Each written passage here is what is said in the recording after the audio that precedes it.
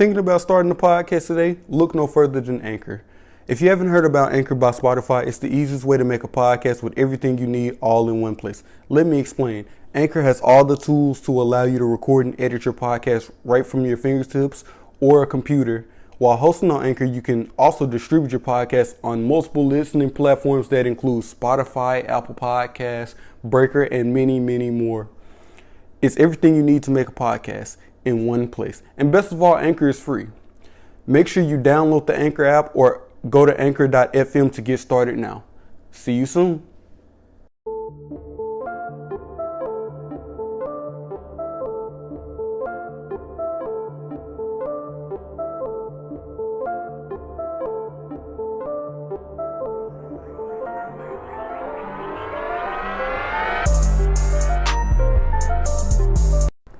Good evening, ladies and gentlemen.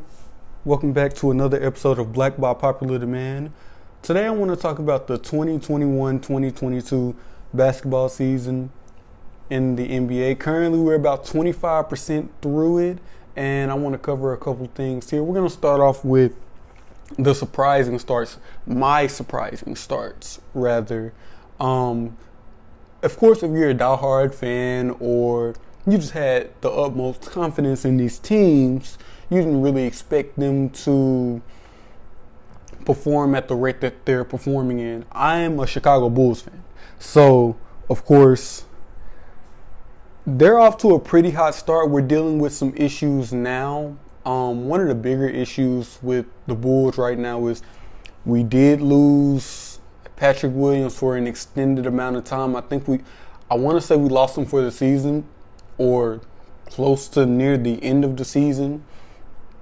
But that's one of the issues we're dealing with, and currently we're dealing with a shortage of players because we now have Zach LaVine out, DeMar DeRozan is out, I think Caruso just got back into the lineup, and like half of our bench is out due to COVID. This isn't the only issue, but I think my issue with the NBA is you're not postponing or canceling these games, and we really, it's getting to the point now where we can't play games with more than 6 or 7 players. Like, if I can't roll my full lineup out there, it's kind of like you put a team in a bad position to where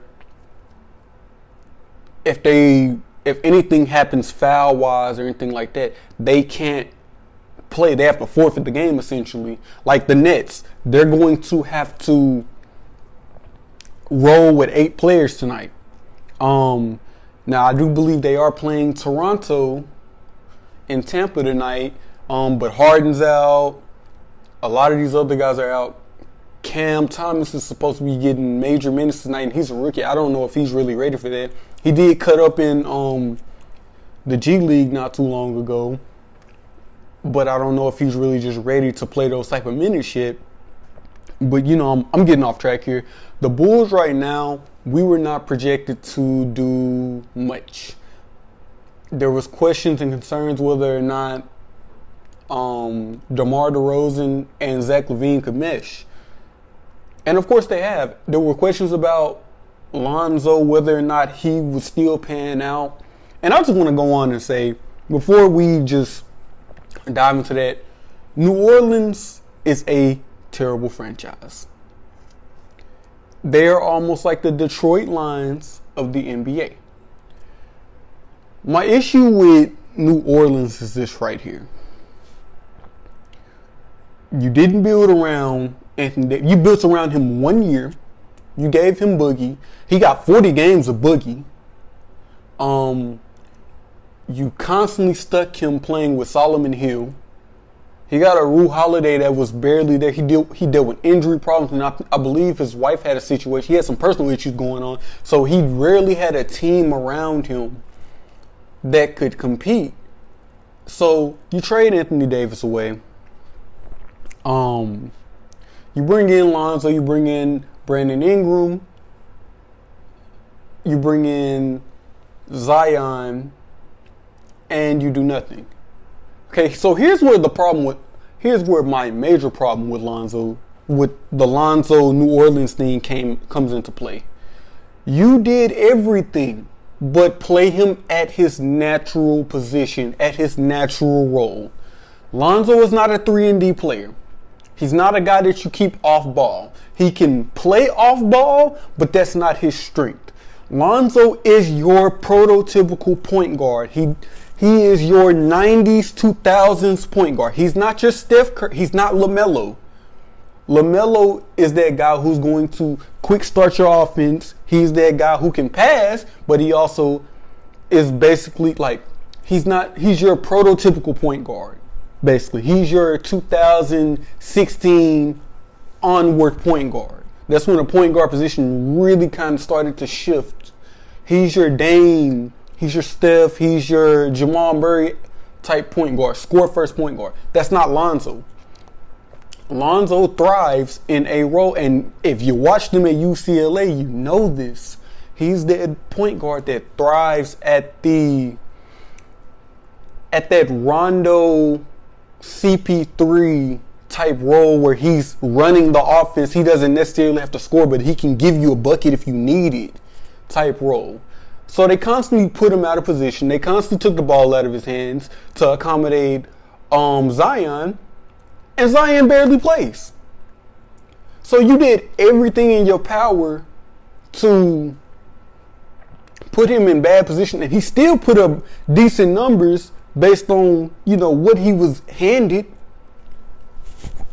And he gets traded here. Of course, there are tampering things, and people are saying, oh, well, he's not going to work, and this, that, and the third. And sure enough, he's working.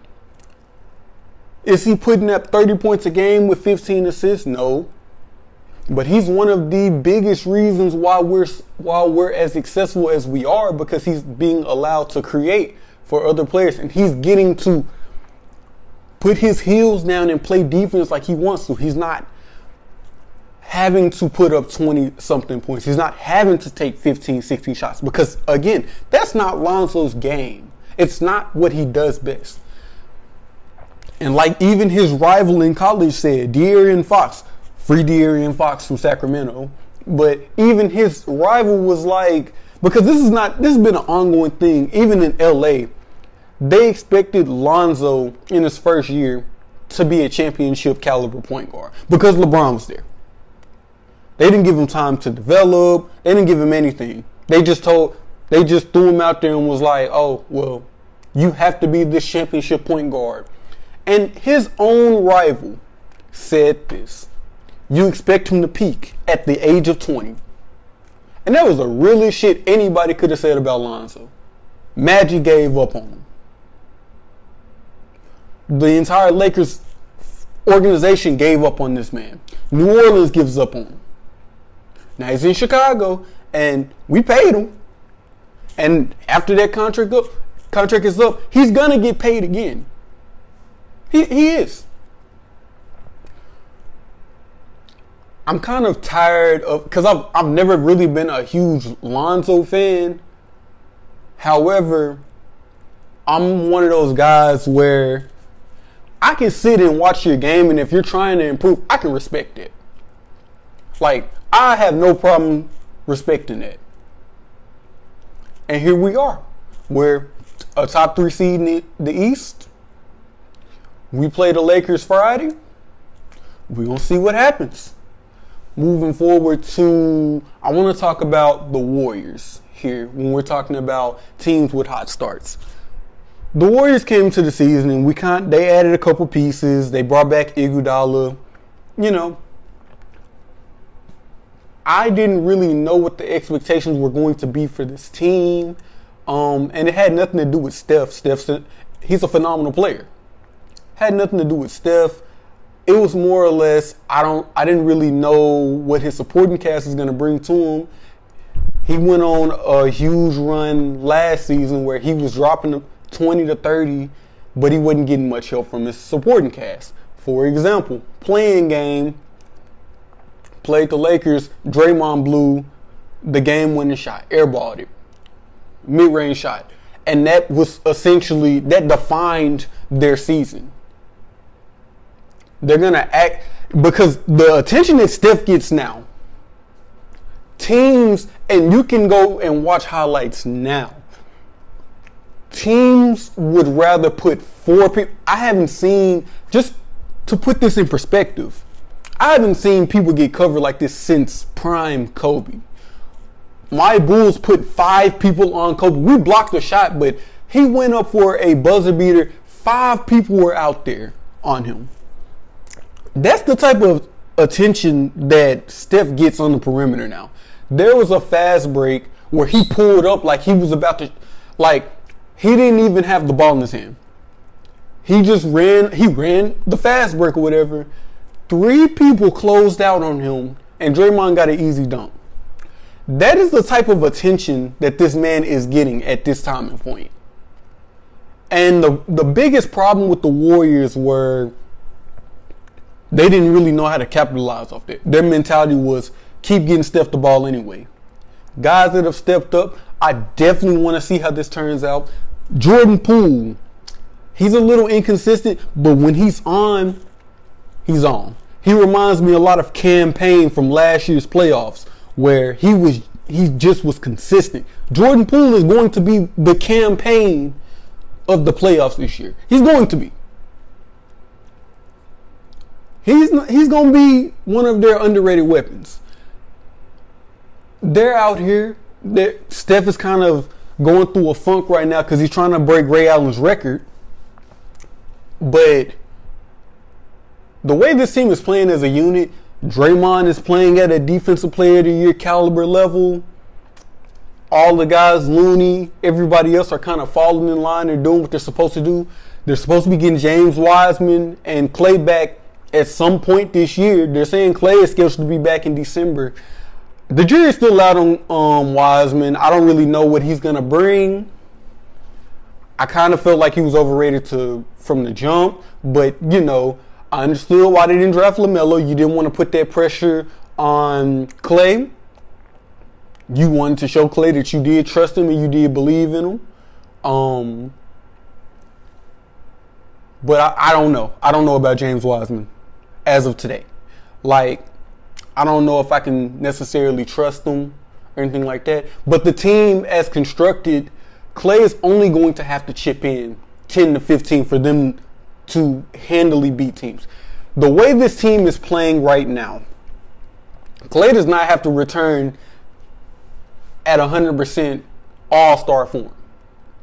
He can come back and kind of play that Ray Allen Celtics role for the Warriors, and they're going to be fine. Just hit the shots when he's called on. With Wiggins, I forgot to mention Wiggins because Wiggins is playing good too. With the way Wiggins and Draymond are playing defense and how they've stepped up a little bit on offense. Draymond's actually been a little bit better on offense than he has been in the past couple years. Clay's not going to have to do much. Wiggins is going to take a lot of their scoring off of him. Clay's going to be able to one dribble Clay like he likes to. He's not going to have to go to the rim much. He's not going to have to do too much. He's not even really going to have to guard the biggest threat on the court often, that used to be his role. Him and Draymond would take turns, kind of guarding the biggest threat on the perimeter. He's not going to have to do that anymore. So Clay's going to come into a situation, probably going to be on a minute restriction the first couple months. Once he gets back to starter caliber, he's not going to have to do too much. This is a championship caliber team. It's a championship caliber team. We're going to move on to the Suns here. And the Suns have just quietly been really good. I don't really know how to feel about the Suns, though, because they gave Miles Bridges that contract and they didn't pay DeAndre Ayton. DeAndre Ayton was one of the biggest reasons why these guys went to the finals. He was one of the most underrated pieces during this whole process. Now, he did have a rough finals. Not going to lie to you, the moment was a bit too big for him. He couldn't guard Giannis. It happens. Giannis wanted it more. But with that being said, DeAndre Ayton was solid. He's been solid. And people keep saying that's because of CP3. No. even off suspension, this guy was good. I don't really know how to feel about the Suns. The Suns, like, they're good, but I really don't know if they're a finals team this year. I don't. I just don't. But they're playing really well. It's gonna really depend on. I also don't agree with the fact that they gave CP3 that extension. We're gonna see how that turns out this offseason. I actually have DeAndre Ayton leaving, but that'll be another podcast episode for another day. So this next segment, we're gonna take about a 10 to 15 second break, and we're gonna be talking about the more disappointing teams this season and how they can right the ship.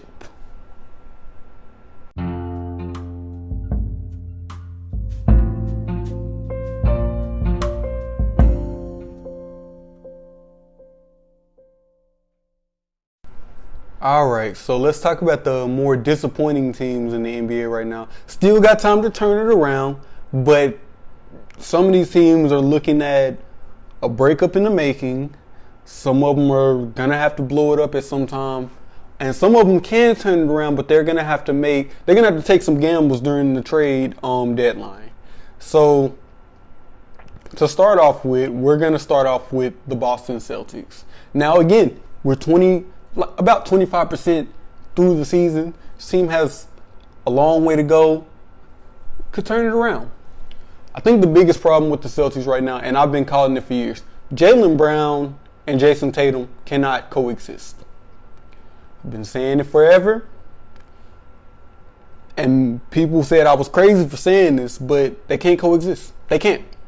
The reason for that is Jason Tatum is very, very, very ball dominant. He's a volume scorer. He wants to shoot the ball 25 to 30 times. And this isn't necessarily a bad thing, right? However, it comes off to the point. Now, reporters have said he's a selfish player. I don't really believe that. The media has its way of doing things. However, I do believe there is a sense of hero ball within Jason Tatum. Like Mark Smart said this as well. I can't only blame him, but he did say this. He said Jaylen Brown and Jason Tatum have an issue with sharing the ball with their teammates. That's huge. And it's going to play a factor later on in the season on whether or not the duo gets split up. I don't think that this duo can coexist for too much longer because Jaylen Brown has every year improved on something. He's showing that he can lead a team. The problem is, this is Jason Tatum's team. Jaylen Brown might not necessarily be a number 2 option, not under Brown. And that may be the situation that we kind of gravitated to now with the Celtics, to where I like Marcus Smart, but he's not the point guard y'all need. You need a Rondo there. You need a CP3 there. And it's hard to find those point guards because of the era of basketball we're in where they're score first. Kemba couldn't work out there, but Kemba has fallen off really badly. I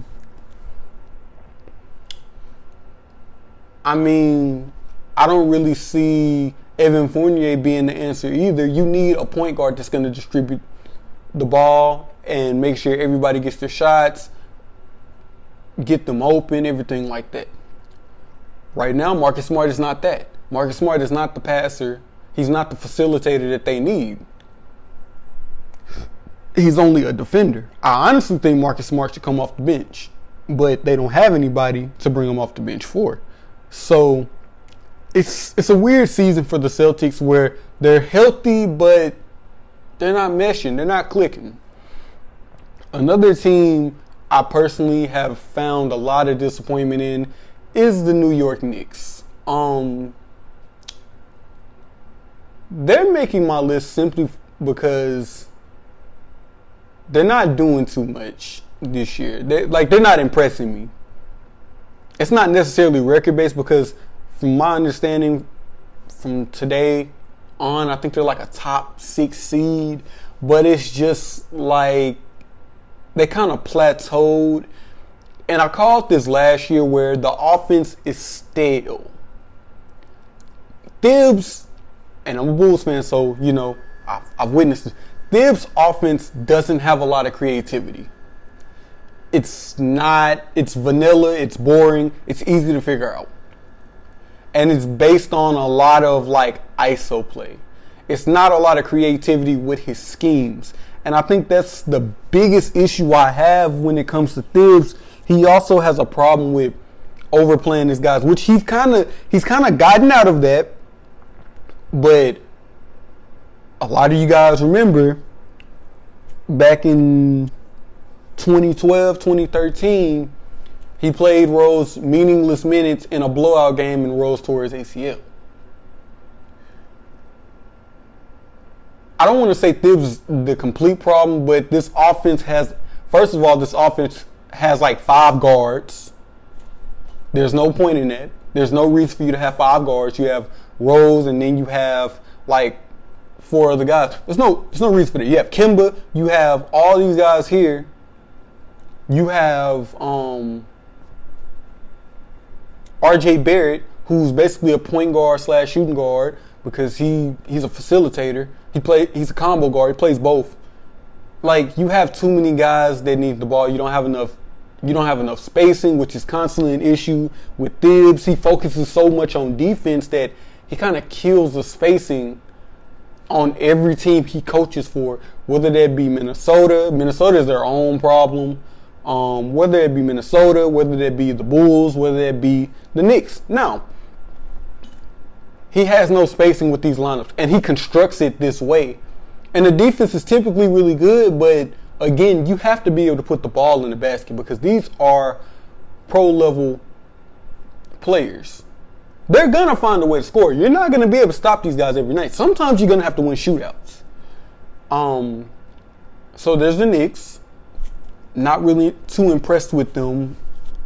And then we have the 76ers, who it's not necessarily their performance I'm disappointed in. It's the lack of urgency to get rid of Ben. Ben, you guys already know how I feel about Ben Simmons. Like, all he pretty much provides is defense. My problem with Ben Simmons is you want to be a point guard, but you don't want to take a jump shot. And when I say jump shot, I don't mean threes. I don't need you to be Steph. I don't need you to be Reggie Miller. Take one just to keep the defense honest. That's what Giannis does. No one's asking Giannis to hit 7 threes in a quarter. Like, it's not the expectations. Okay, we could even cut down the expectations even more and say, okay, at least take a mid-range jumper. Because teams are getting to the point where they're just barely not getting the three in the key violation. And you make it harder for everybody on the court when you cannot keep the defense honest. When you're not getting anybody open. Because you're a facilitator, right? But you're not. Teams know you're not going to pass the ball. I mean, you're not going to shoot. So now teams are basically pressing everyone around you, and they're daring you to shoot the ball. You make it harder because not only are you not going to take the shot, you're going to try to force a pass, and that's an easy turnover. You would cut down on your turnovers. You would cut down on a lot of things by simply shooting the ball, at least working on it. He doesn't. And then finally we have the Lakers.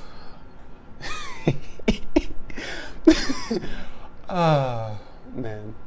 Told people how this was going to go with the Lakers. No one really wanted to listen because I am a notorious Westbrook hater, quote unquote.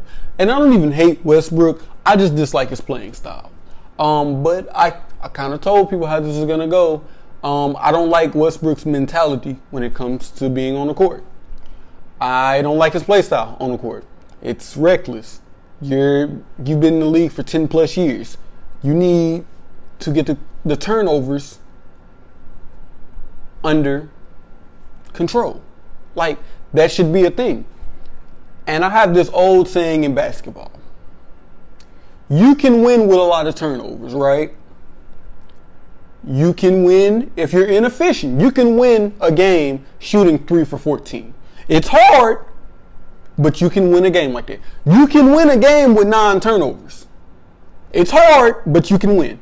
You can't win a game if you're 3 for 14 and you got 9 turnovers. You're not winning that game. It's going to take like a miracle night from one of your other players to win that game. You have to pick a struggle. You can't be inefficient and turn the ball over a lot. Kobe, you can kind of consider him inefficient. He didn't turn the ball over 9 times a game.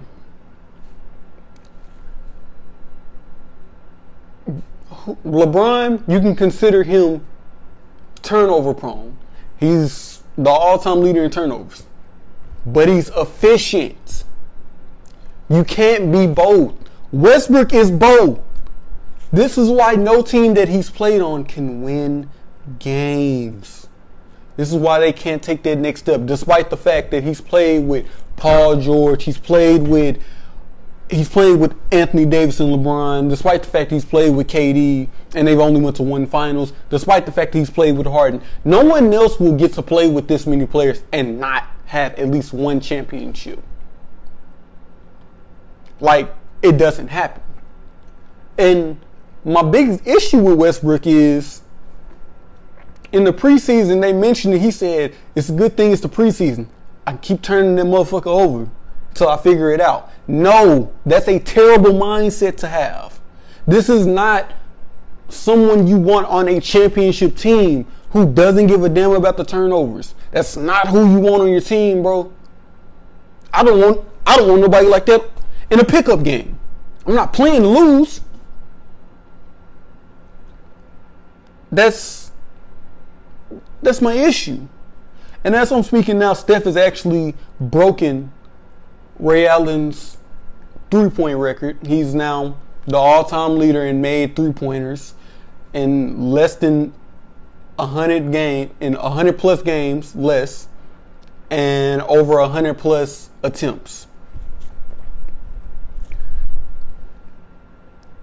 And as we speak, Westbrook is in trade rooms because it's not working. The Lakers have a lack of spacing. Mind you, these guys had a trade in place for Dame, and they had one in place for Buddy Hield. LeBron stepped in. LeBron and AD said, nah, we won't Russ. Even though they knew the spacing wouldn't work. Now, here's what they proposed. I'll play the 4. AD can play the 5. AD soft ass is not playing the 5. AD got complacent after he won a championship ring.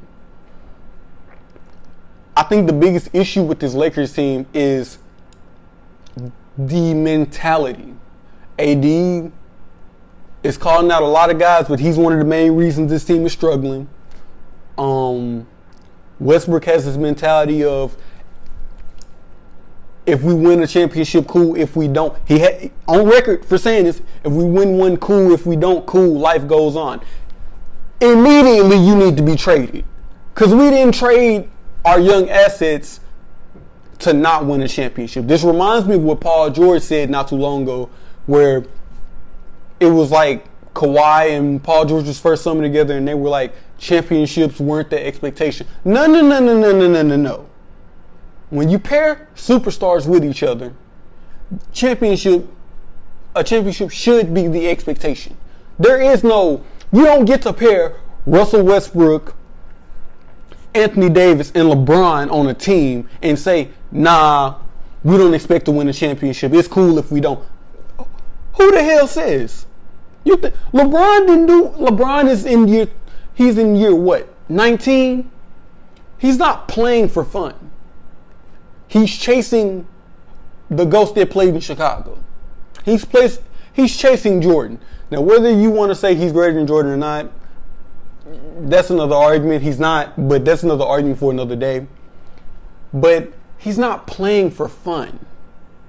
It's not the goal here. He's playing for another chip. So when you bring this mentality of, oh, I don't give a damn, no, sir, you have to go immediately. And now he's in trade talks. They're trying to get Dame. They can fix that team. It can be fixed. But Russ got to go. And it's plain and simple. Russ has to go. That's all I have for you guys today. If you do like these episodes, be sure to sub below to my Spotify or sub to Anchor. Follow me on Twitter at With All Due Disrespect. Follow me on Snapchat at It's the One, ITSDIYONNE. And I'm out.